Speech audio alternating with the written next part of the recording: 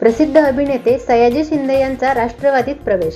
सयाजी शिंदे राज्यभरात पक्षाचे स्टार प्रचारक म्हणून काम करणार. आगामी विधानसभा निवडणुकीच्या पार्श्वभूमीवर राष्ट्रवादी काँग्रेसला मोठा दिलासा मिळाला असून प्रसिद्ध अभिनेते सयाजी शिंदे यांनी आज अजित पवार यांच्या पक्षात प्रवेश केला आहे.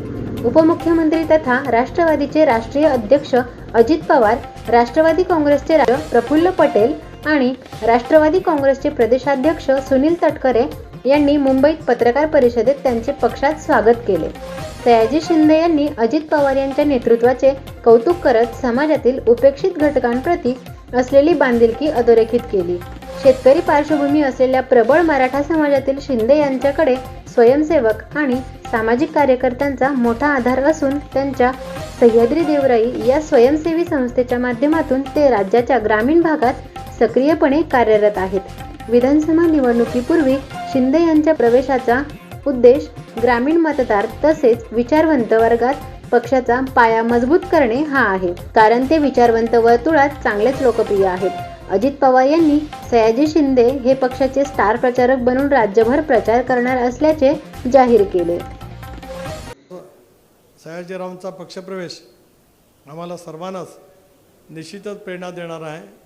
विश्वास या ठिकाणी या निमित्ताने व्यक्त करतो की उद्याच्या भवितव्याच्या या संबंध महाराष्ट्राच्या जडणघडणीमध्ये आगामी येणारी विधानसभेची निवडणूक असेल आणि त्यानंतरचा कालावधीमध्ये असेल, त्यांच्या सहभागातून पक्षाला अधिक निश्चितपणाने ताकद जनमानसामध्ये मिळेल.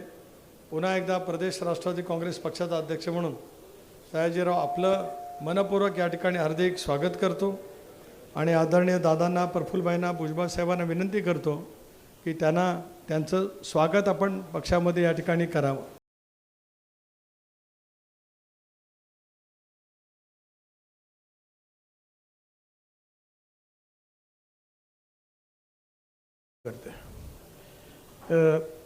आज खरोखर अतिशय खरं म्हणजे उद्या दसरा आहे, परंतु आजच आम्हाला हा दसऱ्याचा उत्सव जो आहे साजरा करण्याचं भाग्य लाभलेलं आहे. याचं कारण नाव जरी मराठी असलं तरी टॉलिवूडपासून तर बॉलिवूडपर्यंत महाराष्ट्रात आणि महाराष्ट्राच्या बाहेरसुद्धा ज्यांनी आपल्या अभिनयाचा खास असा ठसा उमटवलेला आहे, अभिनयाचा ठसा उमटवलेला आहे, ते अभिनेते आहेच, पण आता याच्या पुढे ते नेतेसुद्धा होणार आहेत. कारण सामाजिक कामामध्ये सुद्धा त्यांनी तेवढंच मोठं काम जे आहे महाराष्ट्रामध्ये आणि दक्षिण भारतामध्ये सुद्धा आणि भारतात सगळीकडे जे आहे त्यांनी उभं केलेलं आहे.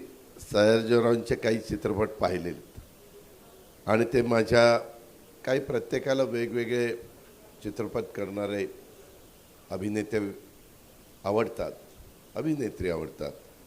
तशा पद्धतीनं एक वेगळ्या प्रकारचा ठसा सयाजीरावांनी आणि त्यातल्या त्यात माझा एक वेगळा स्वभाव आहे की मला महाराष्ट्रातनं एखादा कलाकार पुढं आला किंवा महाराष्ट्रातली कुठलीही व्यक्ती कुठल्याही क्षेत्रातमध्ये त्यानं नाव कमवलं तर त्याच्याबरोबर एक मनापासून अभिमान वाटतो की आपल्या महाराष्ट्राची ही व्यक्ती एक चांगल्या पद्धतीनं काम करते आणि नावलौकिक वाढवते, ज्याचा उल्लेख आत्ताच भुजबळ साहेबांनी आपल्या भाषणामध्ये केला.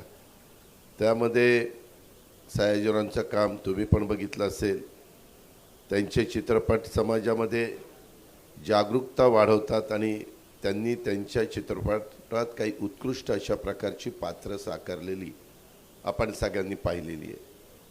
त्यांची कारकिर्दीत अनेक सामाजिक उपक्रमाचं नेतृत्व त्यांनी केलेलं आहे. त्यांची माझी ओळख बऱ्याच वर्षापूर्वी झाली, कारण सरकारमध्ये काम करत असताना अनेक क्षेत्रातले अनेक मान्यवर वेगवेगळ्या कामाच्या निमित्ताने येत असतात आणि त्यांचे काही सरकारमधनं काही प्रश्न अडकलेले असतात, त्याची सोडवणूक करण्याचा प्रयत्न करत असतात. आणि मुळातच सयाजीरावांना झाडाची अतिशय आवड आहे. आपले जे काही डोंगर आहेत ते बोडके होत चाललेले आहेत आणि त्यांचं म्हणणं की इथं आपण चांगल्या प्रकारची झाडं लावली पाहिजे. सह्याद्री देवराई या सामाजिक संस्थेच्या माध्यमातून ते राज्यभर वृक्षारोपण करतात आणि त्यांचा योग्य वाढीवर देखरेख ते ठेवतात ते खूपच प्रशंसनीय अशा प्रकारचं काम आहे. मी पण काही भागामध्ये जाऊन ते काम त्यांचं बघितलेलं आहे. परंतु अनेकदा कधी स्थानिक प्रश्न येतात, कधी सरकारमधले काही अधिकारी त्याच्यामध्ये अडचणी निर्माण करतात. आम्ही त्यांच्याशी अनेक विषयावर सखोल चर्चा केली आणि ज्यावेळेस या निर्णयाप्रत आम्ही सगळेजण आलो त्यावेळेस पण त्यांनी काही गोष्टी इतक्या सुंदर मांडल्या. ते म्हणले की दादा, सिद्धिविनायकला अनेक लोक येत असतात, आपल्या शिर्डीला अनेक लोक येत असतात, साईबाबाचा प्रसाद किंवा सिद्धिविनायकाचा प्रसाद दिल्यानंतर अशा अनेक आपले सगळीकडं वेगवेगळ्या ठिकाणी तीर्थक्षेत्र आहेत. तो प्रसाद आपण जसं फळ किंवा आणखीन काही देतो आणि तो प्रसाद अतिशय व्यवस्थित घरी ती लोक घेऊन जातात, तसं एक रोपटं ते प्रसाद म्हणूनच द्यायचं. ते सिद्धिविनायकचं रोपटं किंवा साईबाबाचं रोपटं म्हणल्यानंतर ती लोक इतकी आपलेपणाने ती घेऊन जातील आणि लावतील आणि ह्याच्यातनं पण मोठ्या प्रमाणावर वृक्षारोपणाचा कार्यक्रम महाराष्ट्रामध्ये होईल. अशा प्रकारच्या काही चांगल्या गोष्टी त्यांनी मला सांगितल्या किंवा चर्चेतनं आमच्या पुढं आल्या. मी अजून एक बाब स्पष्ट करू इच्छितो की सयाजीरावांना पक्षामध्ये सामील होणं एक हे महत्त्वपूर्ण त्यांचं पाऊल आहे आणि सयाजीरावांना पक्षात कोणत्या जबाबदारी देणं आवश्यक आहे यावर आमच्यात सखोल त्या ठिकाणी चर्चा झाली आणि त्या चर्चांती आम्ही ठरवलं की त्यांना आगामी काळात म्हणजे आता पुढं विधानसभेच्या निवडणुका आहेत त्या काळामध्ये त्यांना आम्ही राज्यभर पक्षाचे स्टार प्रचारक म्हणून त्या ठिकाणी ते कार्य करतील आणि त्यांनी त्यांच्या पुढील राजकीय प्रवासाबद्दल त्यांनी काही गोष्टी मला विचारतात मी काय करायचं ना. अतिशय व्यवस्थितपणे त्यांची माझी सुनीलजींची आणि काही सहकारी मित्रांची चर्चा झालेली आहे आणि एकंदरीतच मी पार्टीचा अध्यक्ष म्हणून अतिशय जबाबदारीनं सांगतो की राष्ट्रवादी काँग्रेस पार्टीमध्ये सयाजीराव शिंदे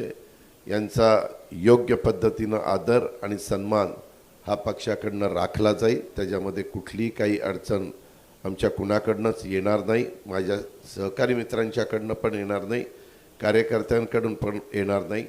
मी आज एक चांगला निर्णय उद्याच्याला विजयादशमी आहे, विजयादशमीच्या पूर्वसंध्येला हा एक चांगला निर्णय होतो, त्याचं खूप मला समाधान आहे. नवरात्राचा आज 8वा दिवस आहे, त्याच्यामध्ये उद्या 9वा दिवस आहे आणि त्याच्यामध्ये उद्या विजयादशमी तर आपण 3.5 मुहूर्तापैकी एक महत्त्वाचा तो दिवस आहे आणि एकंदरीतच त्याच्या पूर्वसंध्येला अशा प्रकारचं एक गोष्ट घडती आहे. त्यामध्ये खूप माझ्यासारख्याला समाधान आहे. त्यांची राजकारणातली पण यात्रा त्यांच्या सामाजिक कार्याप्रमाणेच अतिशय यशस्वी होईल. आपण सर्व एकत्र येऊन एक नवीन अध्याय लिहिण्यासाठी तयार आहोत. अजून मी नेता झालेलो नाही, पुढारी झालेलो नाही, मला सगळं प्रोटोकॉलप्रमाणे एवढं बोलता येत नाही. सिनेमामध्ये मी खूप नेत्यांच्या, गृहमंत्र्यांच्या, मंत्र्यांच्या अशा भूमिका केल्यात, विलनच्या भूमिका केल्यात. आता वाईट माणसाने राजकारणात यायचंच नाही असं तर काही बंधन नाही ना. पण मला असं वाटतं की मला काही या पक्षाच्या यांच्या विचारांच्या काही स्ट्रॅटेजीज मला आवडल्यात की बेसिकली मी नेहमी सांगतो की शेतकरी, farmer is the best creator in the world. जगात शेतकऱ्या एवढा कोणीच क्रिएटिव्ह माणूस, सर्जनशील माणूस नाही की ज्याच्यामुळे माणसं जगतात. बाकीच्या सगळ्या सर्जनशील ज्या कला आहेत त्या कलांनी काही पोट भरत नाही, पण शेतकरी जेव्हा काहीतरी नवीन उगवतो, नवीन निर्माण करतो, त्याने पोट भरतं. आणि त्या शेतकऱ्यांच्या योजनासाठी नेहमीच मला दादांशी आमची जेव्हा तटकरे साहेब जेव्हा चर्चा झाली तेव्हा असं वाटलं की हे चांगले डिसिजन आहेत, चांगले डिसिजन घेत आहेत. यावर्षीचा जो लाडकी बहीणचा जो डिसिजन आहे, आज आपल्याला वाटतं की आपल्याकडे पैसे आहेत, आपल्याला आपण काही करू शकतो, गाडीनं जाऊ शकतो, पण अगदी बारीक गावातल्या बारक्या हातातोंडावर पोट असतं त्या माणसांचा जेव्हा विचार करतो तेव्हा त्यांचं समाधान बघतो की ह्या योजनेतनं त्यांना कसा फायदा होतो आहे, असं वाटतं की यांचे काही डिसिजन चांगले होतात. एका पॉईंटला मी ठरवलं की आपण जायचं, आता काय हटत नाही, होऊन जाऊ दे, जे व्हायचं ते होऊन जाऊ दे. आता आपण सुरू करतो आहे, त्याप्रमाणे आपण ह्यात उतरतो आहे. आणि मला असं वाटतं की यांच्याकडून सगळ्यांकडून मी चांगले धडे घेईन, चांगलं अभ्यास करेन, विचार करेन.